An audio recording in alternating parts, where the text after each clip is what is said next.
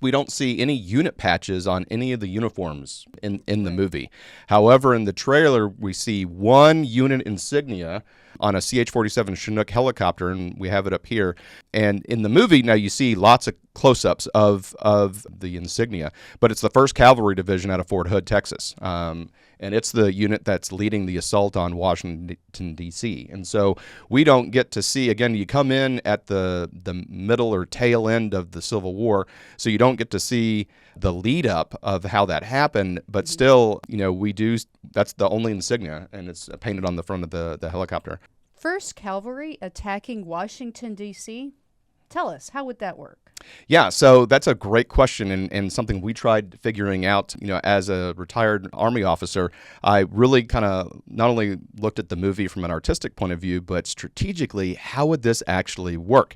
And, it's just, an amazing thought process, and I was really giddy to kind of get after this and really kind of break this down militarily, how something like this would happen. So obviously we're going to put up the map of the United States again that shows the Western forces as well as the Florida Alliance and then the Loyalist United States. Now, I'm going to put another picture up and show you real world where the active duty big boys are in the United States Army and the Marine Corps. Now, obviously, there are a ton of military installation, reserve installations, National Guard installations, but I'm a one-person show in doing the editing and coming up with this stuff, and so I had to take an appetite suppressant on some of it.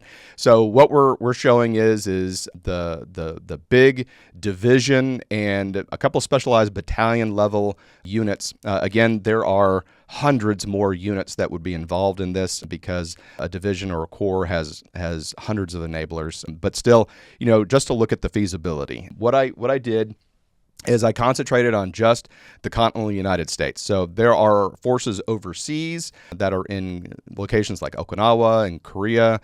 We have forces overseas in the Middle East and in Europe. And I made the assumption that during the Civil War they wouldn't be able to come back to the United States. And so, in fact, I would say that the very first thing that North Korea would do if the United States actually had a civil war would be to attack South. And there are 2 brigade combat teams of the 2nd Infantry Division that are stationed there that would probably be not receiving any reinforcements and things like that. So that war would probably be raging on. There's an assumption that Russia would attack NATO because the United States wouldn't be able to reinforce NATO. And I don't know when the last time we did a reforger exercise to do a reinforcement of Germany. And so anyway, I think the whole world would go crazy if the United States own military units were tied up fighting themselves. But I just kind of want to break it down. So if we look at the Western forces, and they're in blue. And so we'll start at the northwest at Fort Lewis, Washington. So we have the 7th Infantry Division that's located there. And I know these icons, they look like a child drew them and they don't make any sense, but militarily these are the correct NATO icons, and military people would be able to see these and go, oh yeah, what it is. So I'm going to explain it to you. To military people, you probably already immediately saw these and know what they are. But the unit at the very top there has a rectangle, which shows that, and it's in blue, which shows that it's a friendly unit, and it has an X and a circle and 3 little circles. So that is Stryker infantry, and a Stryker is a medium vehicle that has wheels and can go really quickly across any kind of terrain, but really works well on roads. And so the 2 X's on top denote that it is a division-sized element. Divisions have anywhere from 18 to 25,000 troops in it. And then below that we have a single X, and that's a brigade-sized element, so about 3,000, 3,500 people in it, and that is the remaining brigade of the 2nd Infantry Division that's in the United States. Remember, the other 2 are in South Korea. And then we have the rectangle with the X and the R and the 2 little humps. That is 2nd Battalion, 75th Ranger Regiment. And so that's one of the units that I elected to go down to the battalion level because they're a specialized infantry unit that's airborne capable and specialized in raids. And then moving down south to California, we have the 1st Marine Division. That's what those two X's are. So the Marine Corps has 4 divisions. One's on the East Coast, one's on the West Coast, one is stationed in Okinawa, and one is stationed in Louisiana, the headquarters unit, but the units are spread out all over the place. So I just concentrate on the 1st and 2nd Marine Division because, again, I don't think anybody's coming back from overseas. And then as we move into the last set of units in Texas, we have 1st Armored Division near El Paso, and that's at Fort Bliss, and that's the rectangle with just the circle in it. And so super powerful division, comprised mostly of tanks. Then moving over into Fort Hood to the east, you have the 1st Cavalry Division. And it's important to note that in the preview and in the movie, it is the only unit that actually has its emblem or its insignia shown. All of the other units either have been sterilized or they're not wearing their patches. The only unit shown in the entire movie is the 1st Cavalry Division. And then you go south, and that is the 3rd Cavalry Division. It used to be the 3rd Armored Cavalry Division, but in 2018 they had a change of mission and they changed from tanks to Strykers. So again, usage of the Strykers. And then we'll move into the Florida Alliance, and that is the area in green. And we see, I'm gonna get to Fort Campbell last on this, but we see at Fort Benning and Fort Stewart combined, we have the 3rd Infantry Division mechanized, and then we have 2 Ranger battalions: the 1st Ranger Battalion at Hunter Army Airfield, and the 3rd Ranger Battalion at Fort Benning, Georgia. Now, if we go up to the north in Tennessee, Kentucky, we see the 101st. And the 101st is the Fort Campbell straddles 50% of the base is in Kentucky and 50% of the base is in Tennessee. And now the vast majority of the soldiers live on the Tennessee side, but honestly, I flipped a coin on whether it was going to be heads. The 101st Airborne Division Air Assault was going to be part of the United States Forces, or if it was going to be part of the Florida Alliance. I flipped the coin. It came up tails, and so Tennessee got the 101st, i.e. the Florida Alliance. Now, the last set we have is the units that are part of the Loyalist states, and we have in Colorado, we have Fort Carson, we have 4th Infantry Division, and it's a Stryker Infantry Division. So again, that medium division with wheeled vehicles. And then we go to Fort Riley, Kansas, and we have the Big Red One, the 1st Infantry Division, and it's a mechanized division. Now, again, I don't rag on me that there are lots and lots and lots of brigade separates. There's military police battalions, there's artillery battalions, and military police brigades, combat engineer brigades. I got it. But again, we just had to take an appetite suppressant, for this. But it's a mechanized infantry division that's located smack dab in the center of the country. As we go further to the east, in New York State is Fort Drum. We have the 10th Mountain Division, and they're up there. They love their cold weather and their cold weather training, but they're hanging out up there in New York. And in the beginning of the movie, it takes place in New York as well. And then moving to the south, we have the 82nd Airborne Division at Fort Bragg, North Carolina, and we don't really know what North Carolina and South Carolina and Georgia and the Florida Alliance are doing. There is a small portion in the actual movie itself where they talk about the Florida Alliance I couldn't catch it because it happened so quickly. Either they were attacking South Carolina and North Carolina in order to get them to be part, or they were negotiating with them. And so it was unclear, but the 82nd Airborne Division's there at Fort Bragg, and then the 2nd Marine Division is stationed in North Carolina as well. And so as we were moving these around, I really kind of thought that if the Florida Alliance is attacking South Carolina and North Carolina, those units would need to be remaining in place, and so to defend that side of the conflict. And so, I really didn't move them around a lot. But Kimberly, what do you think about some of the icons that we have now after I explained them? Well, yeah, the ones with the shapes are, yeah, exactly. How I would do it. Well, so obviously, whenever you have a military map, you don't have the colored icons, like the pictures of the unit symbols. I did that so that everybody could see kind of what I was talking about. But still, how is it that 1st Cavalry Division goes from Fort Hood, Texas, all the way to Washington, D.C.? Well, I thought about surrounded. it. Yep, yeah, and surround Washington, D.C.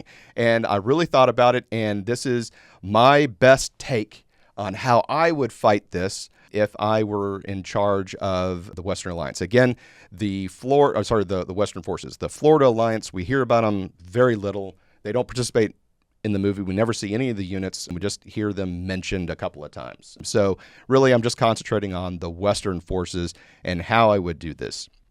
So we're going to go step by step through this. All right, Phase 1, the first part of Phase 1, so Phase 1 Alpha, this is the Fort Sumter moment where the Western forces are making the very first move in order to secede from the United States. And so I have 2nd Ranger Battalion doing a parachute assault into Fort Riley, Kansas, and taking it. We'll see what they're going to do in a second. But I would have them do a parachute assault. This is the first opening shot of what the Western forces would do to overthrow the United States government. 3rd Cavalry Regiment attacks to Fort Riley from Fort Hood. And again, they're a Stryker Brigade combat team. And so they're wheeled. They're able to travel on the highways really, really well. And also take note that this is not like 2 days worth of maneuvering. This is probably months of taking how long this conflict would take. So I just wanted to put that caveat in there. But it'd be simultaneously 3rd Cavalry Regiment attacks to Fort Riley, Kansas, and 2nd Ranger Battalion does a parachute assault onto Fort Riley, Kansas. All right, why are they doing this? So this is the Phase 1 Bravo. So 2nd Battalion, 75th Ranger Regiment secures the AHAs, the ammunition holding areas, and the barracks on Fort Riley, Kansas. And so you may or may not know this, but vehicles, tanks and Bradleys and things like that mechanized infantry and armor divisions have, they don't store the ammunition in the vehicles. They store the ammunition separately in buildings called ammunition holding areas. And so whenever you're going out to the range or something like that, your supply person comes and loads up a bunch of ammo and then takes it out to the Bradleys and the M1 Abrams and things like that. And same thing, the magazines for your rifles and things like that. All the stuff is stored in the arms room, and there's no ammo that's also stored in arms rooms. So if a Ranger battalion consisting of about 700 Rangers go in and do a parachute assault and take control of the ammunition and the fuel servicing areas, Fort Riley, the vehicles aren't going anywhere. They're not going anywhere. Mm-hmm. And if you had a squad of Rangers to go to each of the barracks buildings and secure the entrances and exits of the barracks, that means the soldiers can't leave the barracks. And they don't have any ammo for the weapons that are in the arms room. And so they are stuck. Now, the movie is violent. The movie is straight up. Nobody is taking any prisoners. No. There's no prisoners being given. Everybody is just killing everybody. So conceivably, if that is true, the soldiers aren't armed. They could be killed while they're sleeping in their barracks. Right. But I'm saying that the Western forces are nicer, and they're just going to secure the barracks. But effectively, what has happened is a division's worth of combat power is in the parking lot, not moving, not armed, and nobody's in them. And we did that first move with the 1 Ranger Battalion. Now, the 3rd Cavalry Regiment, again, is driving up towards Fort Riley, and they're going to go into a blocking position to prevent the envelopment of the Ranger Battalion from 4th Infantry Division from Fort Carson. And so you can see that 3rd Cavalry Regiment has that T-looking icon, and that is the tactical symbol and task of block. And so that's to prevent the envelopment of 2nd Ranger Battalion. The circle around Fort Riley with the circle and the arrow, that's a tactical task of secure. And so again, basically we've just neutralized, and we'll see that later, Fort Riley. Simultaneously in this phase, we have the 7th Infantry Division and the 2nd Brigade Combat Team of 2nd Infantry Division rolling down towards Fort Riley as well. And then 1st Armored Division, all the way from El Paso at Fort Bliss, attacks towards Columbus, Ohio. And then 1st Cavalry Division does a follow and assume on 1st Armored Division. Now, follow and assume means that if the 1st Armored Division runs out of steam, then they can go ahead and take the lead and continue the fight. And so that's why we have two big heavy hitter divisions that are moving up towards Columbus, Ohio. Now, the enemy, and it seems so weird to call the United States the enemy, the enemy forces of the Loyalist forces, the 10th Mountain Division is coming down from Fort Drum, New York, and is assuming you see another T, blocking position in Columbus, Ohio. And again, enemy forces are in red and have diamonds. They're diamond-shaped. Friendly forces are rectangles and are in blue, and then neutral forces are squares and they're in green. And so if you look and see the green, again, we don't know anything that the Florida Alliance is doing, and so they're just kind of sitting there. But still, the 82nd Airborne and the 2nd Marine Division, I'm assuming that there are hostilities, and so they're kind of stuck fighting against 3rd Infantry Division mechanized. But that's an assumption because we hear nothing about it during the movie. But again, 10th Mountain is blocking in Columbus, Ohio in order to prevent the envelopment of Washington, D.C. by these armored forces. All right, so Phase 2, 7th Infantry Division and 3rd Cavalry Regiment and 2nd Brigade of the 2nd Infantry Division destroy 4th ID, and that's what that X is over the icon. So they actually attacked and destroyed the 4th Infantry Division, and then the 2nd Ranger Battalion has neutralized the 1st Infantry Division, and that's what that dotted line for the X and the solid line is. And then the 1st Armored Division destroys the 10th Mountain Division, and because that's really not going to be a contest at all, but they run out of steam. And then we get to where the movie is. The front line is in Charlottesville, Virginia, and we come in at the part where on the 4th of July, the 1st Cavalry Division seizes and attacks Washington, D.C.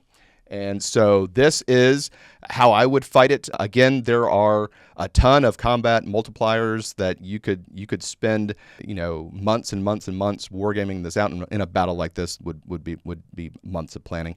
But still, if I just concentrate on the big units of how could 1st Cav get from Fort Hood, Texas, all the way to Washington, D.C. without being stopped by mechanized and armor forces that are in the central United States, that's what would be needed to be done. Okay. All right. So anyway, tell me how I did in the comments below on whether you would fight this the same way. But I'd be interested because again, this was pretty fun exercise for me. As a paratrooper, we're used to the 82nd Airborne is specifically tasked to do airfield seizures, so to parachute in and take over airports. And I'll be honest, to this day, whenever I walk into an airport, I look around and I'm like, okay, how would I do this? I mean, I've been doing it for so long of airfield seizures to do it. It's a game I play with myself. Okay, so I go into the George Bush International Airport. Okay, how would I take this down? Okay, I go into JFK. Okay, how would I take this down? Anyway, I just think about it. It's just fun to reminisce on this. So yeah, in the comments, tell me how I did, and thanks so much for watching Azimuth Podcast. Please stay tuned after these messages. Hi, everyone. Thank you for listening. If you enjoy our show with all the stories we share, we would love your support. And it's as easy as clicking that subscribe or follow button. This will ensure you never miss an episode and keeps us bringing you these important stories. Your support makes a huge difference. Thank you so much for being part of our podcast family. Thanks, and keep tuning in.